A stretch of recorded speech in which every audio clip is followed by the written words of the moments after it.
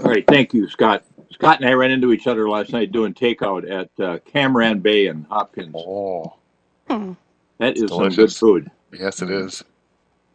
All right. Well, good morning, everybody. It is Saturday morning. It is January 30th, 2021. It is 9:03. This is a special virtual meeting of the Edina City Council, called for a singular purpose to discuss the potential passage of a resolution dealing with local option sales tax. Roll call, please, Ms. Ellison.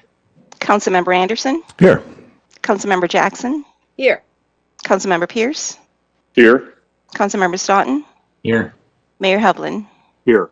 And I would just note that we are meeting virtually, of course, because of the governor's Minnesota Stay Safe MN order, and everybody's working from their homes or offices, and we've got staff working remote as well. So,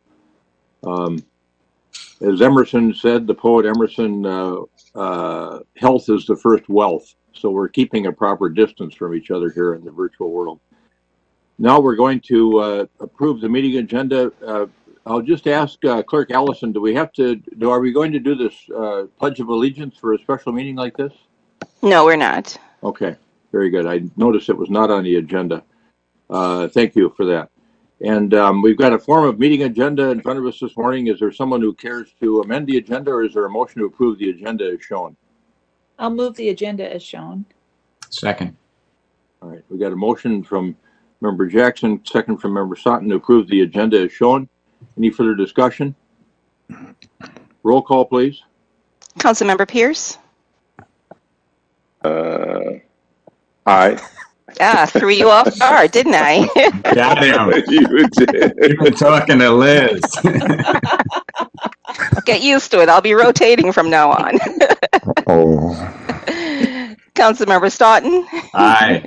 Councilmember Anderson, Aye. Councilmember Jackson, Aye. Mayor Hovland. Aye, the motion is approved.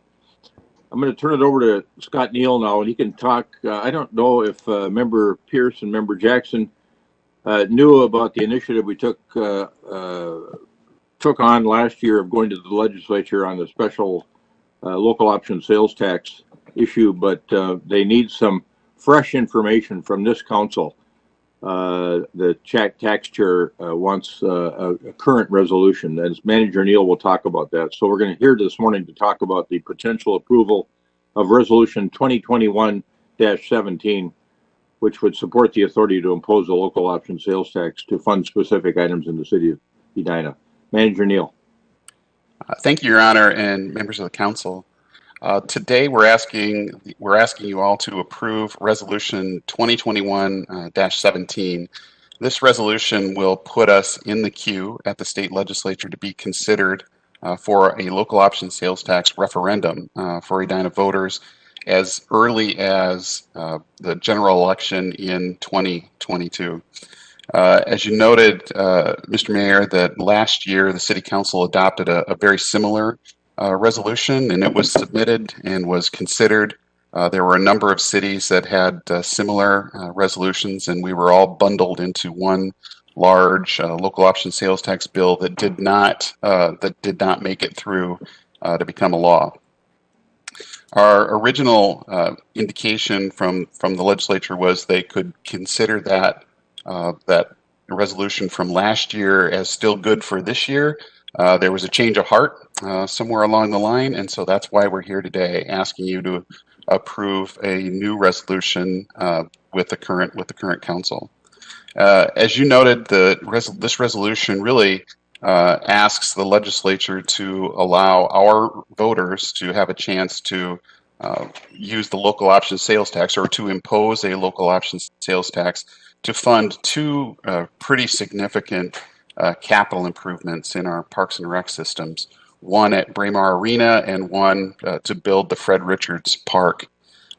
We think the local option sales tax for those two, and there's another project, of course, too, and that's the Weber Woods project, but that's not quite the same scale as those other two. We think that staff thinks that this is a good idea from a tax standpoint. One, because it helps us preserve our property tax capacity, which we will need to build some fire stations and some other public improvements, but also because the market area for retail sales in Edina is similar to the market area of folks who will have access to these improved public facilities.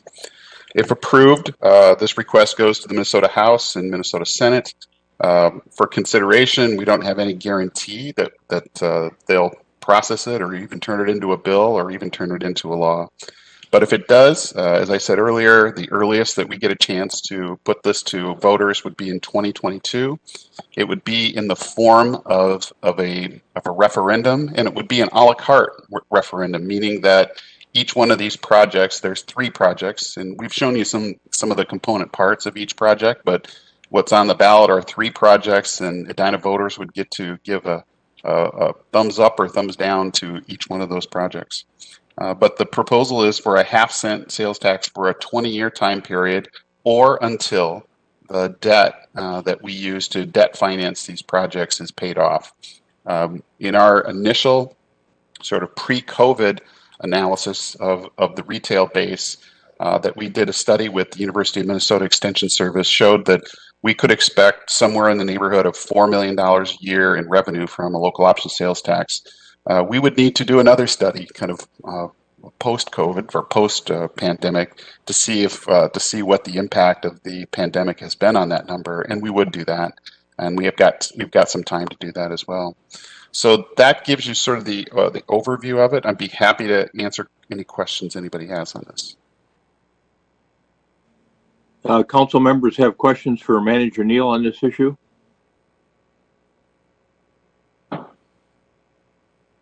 Anyone? Do you recall, Manager Neal, what Chair Marquardt's thinking was on this needing a current resolution? Or maybe you do not. No. My information on that comes directly from Representative Edelson, and she was pretty strong in her request to us to do this as a new resolution this year. All right, good. Mr. Mayor, can I jump in? Yes, you certainly can. Councilmember Staunton. Just wondering about the length of time. Is what we're doing today committing us to the 40 years, or I'm sorry, the 20 years and the 80 million, or is it just, are we just saying that we are approving or authorizing or endorsing the seeking of this?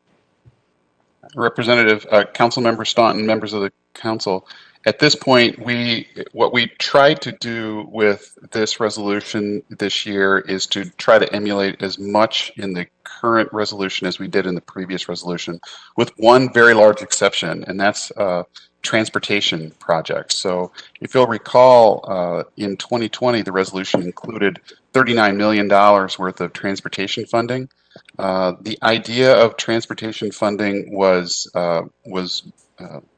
not allowed by the state legislature, and they asked the cities who had proposed transportation funding to take it out of their local option sales tax resolution. So we checked in again this year to see if that was the same, and it is the same case.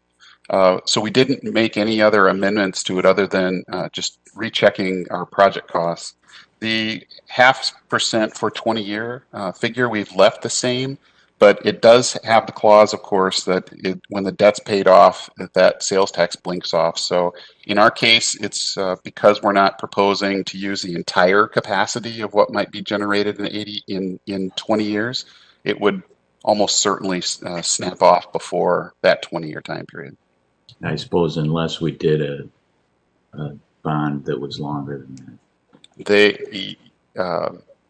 Yeah, I think we would not be able to issue debt for a term longer than the 20-year time period. Okay. But it might be longer than 10 years. But it might be, yeah. All right, thank you. Mm-hmm. Other questions for council members? Mm-hmm. Go ahead, Carolyn. Okay, thank you, Mr. Mayor. Can we get the overall capital improvement need for the park system to kind of put these two projects into context?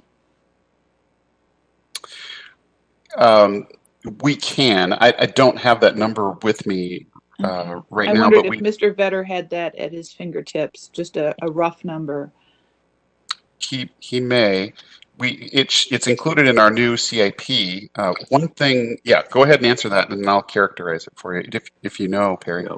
I've got the CIP with me too. I Okay. just need to run out to the car and grab it if we need it. Yeah. Good morning, Mayor, members of the council. I believe the unfunded capital improvement list for the park system for the current CIP is around, I think, 53 million. I believe the Braemar master plan, the Fred Richards master plan, and the Fred Richards, the Braemar master plan, and the Braemar arena make up about 2/3 of that. Yeah, I recall us having roughly 150 some million, and a third of that was unfunded over the 5-year period. Across the spectrum, you mean, Councilmember Staunton? Right, and then Right. most of the unfunded was park related. Yeah, that sounds right. I just wanted to get a sense of the size because this isn't going to get funded, I think, without a local option sales tax. It's very difficult to envision that happening. So that's my point. Thank you. If I could, Manager Yes. Neal, just piggybacking on Member Jackson's question, just from a procedural perspective, if this goes into the general election in 2022 and does not get approved, what does that mean in terms of the capital improvements that are in the recommendation? What that means is that we would have to find other means to fund those capital improvements, and there aren't. There are other means. We could do a referendum and fund them with property taxes. That would have the impact of increasing our property taxes, possibly significantly, depending on the scope of what projects. Or we don't do the projects, or we find some other unique funding scheme that puts them together through public-private partnerships or something like that. This particular methodology of funding these projects, again, we think is appropriate because they are regional, and that's one of the requirements of local option sales tax projects is they have to have a regional significance to them. So that's why we can't just fund all of our park improvements, all of our neighborhood park improvements, et cetera, with local option sales tax. That's not allowed. But Fred Richards and Braemar Arena, we can make the regional significance argument pretty easily, I think. I do, for what it's worth, I do like the framework that using these dollars for projects that benefit the entire community. Like, I like that framework. I also like the framework of the voters having to vote on it.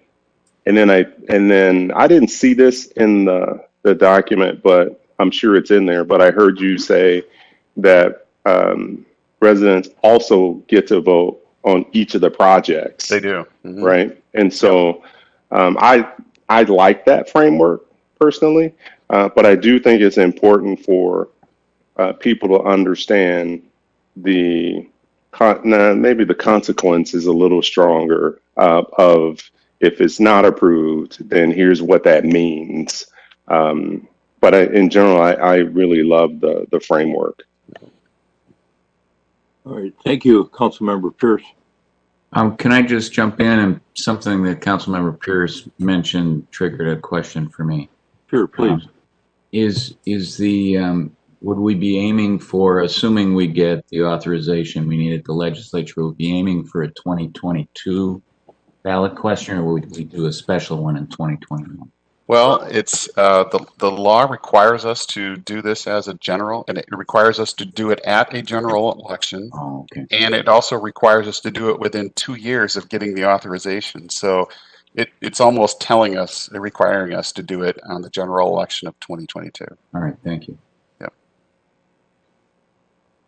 I'm watching Member Anderson's screen, and I see that he's continuing to be frozen up, and I'm wondering if he's able to hear us. Oh, I can. Okay, If you can hear me. Yep. There we go. Yeah, now you're back. Yeah, thank you. Okay, good. Thanks. While I'm on here, let me just mention, before we move further, I'm a very, very strong supporter of this concept. I believe it is the most direct and fairest method to approach unfunded CIP, especially as it relates to our parks. And along the way, it'll be important because this is a small first step towards being able to complete this journey. And we took this step a year ago. It was not completed. I think that the pandemic itself weighed on that, obviously. So we come up a little bit short. But I know that going forward, we have two major projects which I would defy financing in terms of what we can do through our real estate taxes, which all municipalities are funded by.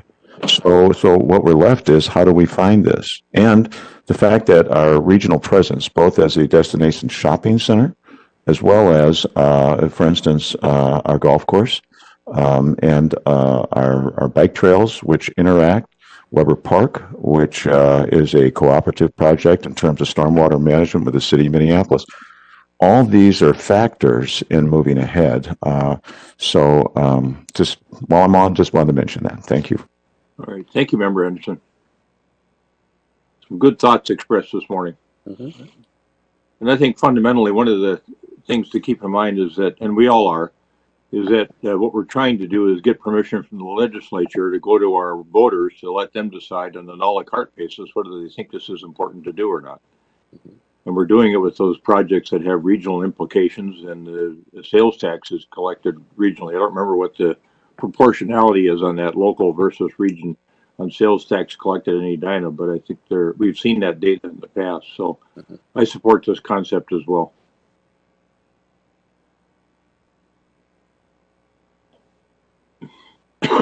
Excuse me. Need a motion? Yes, I was just going to ask, is someone care to make a motion? Member Staunton, would you move resolution 2021-17? So moved. Second. All right, second by Member Anderson. Any further discussion with respect to potential approval of resolution 2021-17? All right, roll call, please. Clerk Allison.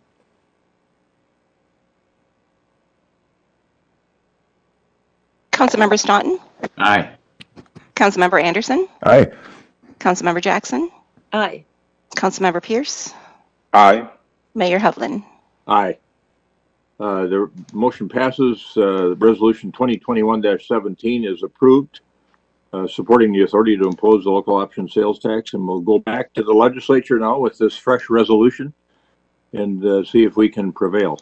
So we'll have good, I think, good assistance from our on the House side and the Senate side from our delegation. At least from Representative Edelson and Senator Franzen. I think Yeah. Representative Elkins has they little enthusiasm. They will appreciate this this action, especially the special meeting by the council, very much. Yeah. All right. Any further business to attend to that would be within the purview of this agenda? Manager Neal? None from me. Okay. Is there a motion to adjourn? So moved. Member Second. Jackson moves. Is that Member Pierce? Yep. Second. All right. Pierce. Thank you. Member Pierce seconds the motion to adjourn. Any further discussion? Roll call, please. Councilmember Anderson, Aye. Councilmember Jackson, Aye. Councilmember Pierce, Aye. Councilmember Staunton, Aye. Mayor Hovland. Aye. We stand adjourned. Thank you, everybody. Thanks, everybody. Thank you for your time. Thank you. Have a good weekend. I think you're getting Saturday You morning too. off to a great start.